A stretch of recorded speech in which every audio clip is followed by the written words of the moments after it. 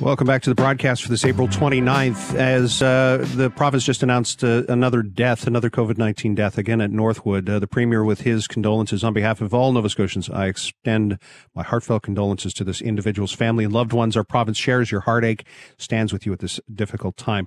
The Premier and Dr. Strang is set to give us all an update just after 3 o'clock this afternoon. Stay tuned for that. It was earlier in the week that we all had our hearts on edge. Many people saying, thank goodness that little 3-year-old was found okay. And Paul Service is here with us. And again, just to make it clear that Halifax Ground Search and Rescue was not tasked to be a part of this week's search effort, but I'm sure he, as well as the rest of us, were very relieved to hear that that search ended with a positive outcome. Paul, thank you very much for being available to us.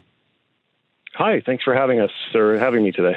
No, it's our pleasure. In many ways, you guys are tasked to come out. You're called out in difficult times to go and do the difficult job of looking for missing people. Thank you for your service. Thank you. It's something that we love to do. It's part of there's every one of our team members wants to be there to help. And as you indicated, I think we were all very keenly watching what was going down. And obviously, Eastern Shore was the ground search and rescue team that was on scene for that call. And we're watching, and a very capable team, and we were ready to help if we were needed, but it resolved itself before it got to that point. Can you explain or help us understand when it comes to these physical distancing guidelines? I know our fire department through the fire marshal was given some guidelines about fewer people in apparatus, distancing at scene, all of those things that were designed to make sure that we minimized or mitigated any possible exposure between us.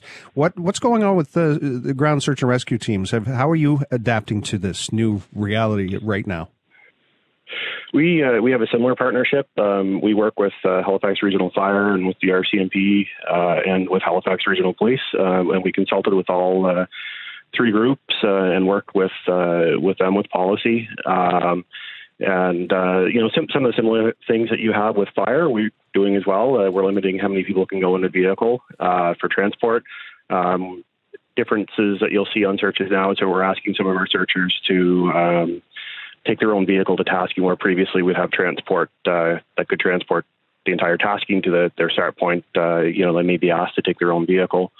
We're looking at asking our searchers. The beginning of a search when we're getting ramped up is normally a period where we come together as a team, and we may refresh some of the points for that search category as we're standing there talking. But in this case right now, we're asking all of our searchers to remain in their vehicle. So there's some very big differences that we're seeing as we're heading into this, plus the additional level of required PPE. And the grid search, that protocol, I'm curious, are you not separated anyway? Are you kind of standing apart and walking in a line but distanced anyway? Yeah, I would say in my history with the team, it's very challenging to be any closer than the 6 foot to somebody on a tasking traditionally.